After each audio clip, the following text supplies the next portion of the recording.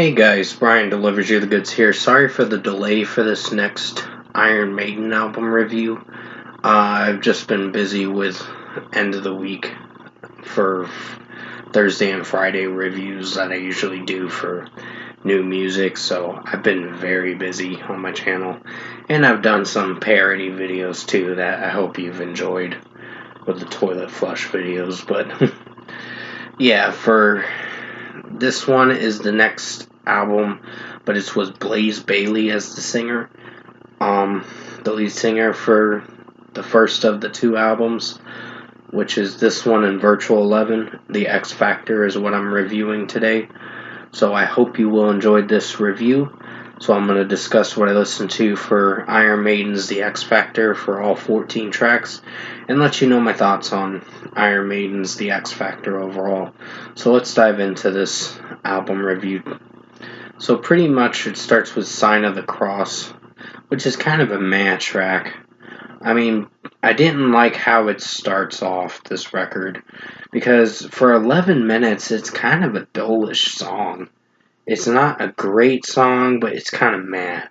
Blaze Bayley, I mean, what I didn't like is that for the first 6 songs he was trying to sound like Bruce Dickinson in a way with his vocals, and I just didn't like that aspect of the overall sound for the first 6 tracks.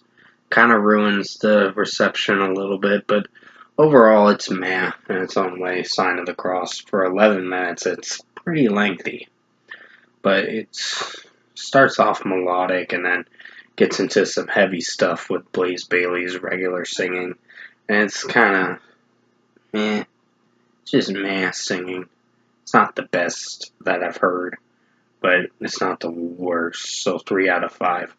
Lord of the Flies is another meh track. Don't know if I'm on board with this one. I'm in the middle with this one, because of how it structurally sounds with the instrumentation, and Blaze Bayley's singing is kind of in the middle. It's going to get a 3 out of 5. It's almost a bad song, but it's not a bad song. Man on the Edge is actually an okay track. I actually was digging some of this track, but I don't think it's the best song, to be honest. I think with how Blaze Bayley is singing this track, it's okay. It's tolerable of a track, but the instrumentation was the highlight for this song, but Blaze Bayley's singing was a little underwhelming at times, so 3.25 out of 5. Fortunes of War kinda was one of those tracks that you gotta say, okay, this was very meh. Like, it was disappointing, but in the middle with me for this track, with how Blaze Bayley was singing it. This track kind of almost sucked. So, it didn't suck, but it's a 3 out of 5 for me. Look for the Truth is another one that I thought was okay. I mean, some of Blaze Bayley's singing was alright in this. The instrumentation was the highlight for this song at times, from time to time, but it did have its moments where the execution squandered a little. So I'd give this a 3.25 out of 5. Then we get to The Aftermath, which is a okay track too in its own way. I mean, granted, I think Blaze Bayley made his vocals work a little bit from time to time, but for the execution, it's okay of a track. The melody, the instrumentation, and Blaze Bayley singing. Like I said, for the first 6 songs, he's trying to sound like Bruce Dickinson, and it's not working for how it's sounding. So it's a 3.25 out of 5. And then we get to Judgment of Heaven. This is where he actually finds his voice, Blaze Bayley, and I'm really impressed with this track. It's a good song. I was very impressed with how his singing sounded. It was just original. It didn't sound like he was trying to make it sound like Blaze Bayley. You can't, Bruce Dickinson. I meant to say, I said the wrong name, so my brain is in a fog right now. But other than that, Judgment of Heaven is actually a good song. I think Blaze Bayley made it work with his vocals for this track, and it's mixed very well. That's the one thing I had an issue with as well with the first 6 songs. The mixing was kind of piss poor. But 4.5 out of 5 for Judgment of Heaven. Blood on the World's Hands is actually my favorite song on the record. I was very impressed with this. The drumming and the way Blaze Bailey is singing this track. I think it works.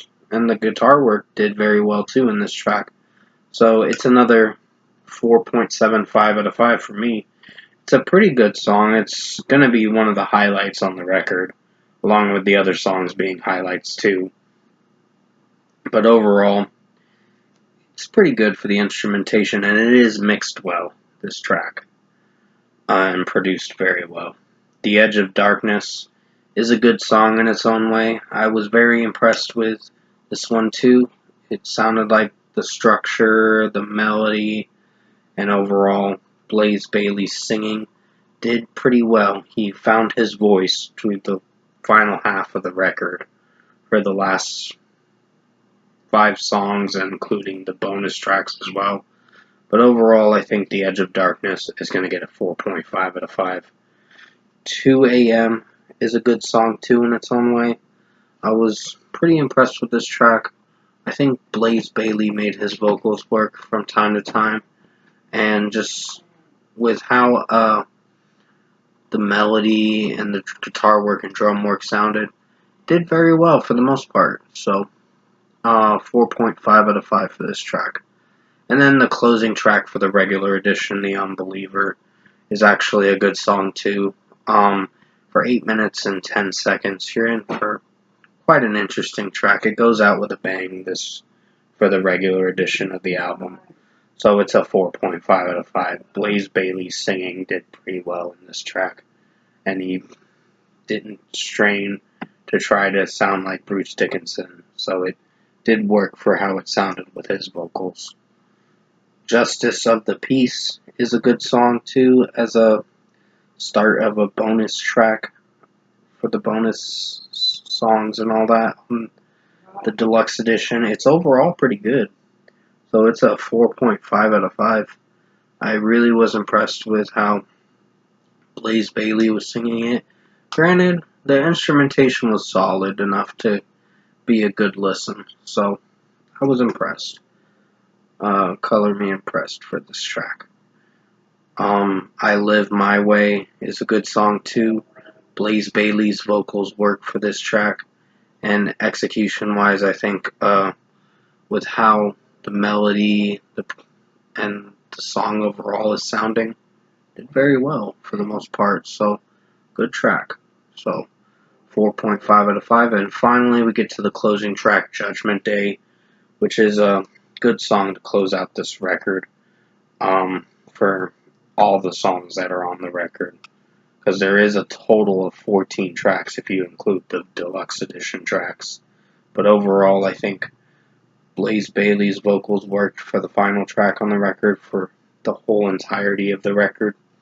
And execution-wise, I think the guitar work and drum work did phenomenal in this, so 4.5 out of 5. So overall, production, mixing, and execution-wise, I think the X Factor is okay. I mean, granted, the first 6 songs were kind of a letdown, but once you start getting into tracks 7 to 14, it gets a lot better. And it does a lot better for after track 6 of the record, because the first 6 songs were a bit of a slugfest to get through, but they were meh. They weren't terrible, but okay and meh in its own way. So if I were to give Iron Maiden the X Factor for this album a score for their 1995 record, I'm feeling a 6.5 out of 10. I mean, it's okay. It's not as bad as Fear of the Dark. Well, Fear of the Dark was meh, but it wasn't the best record.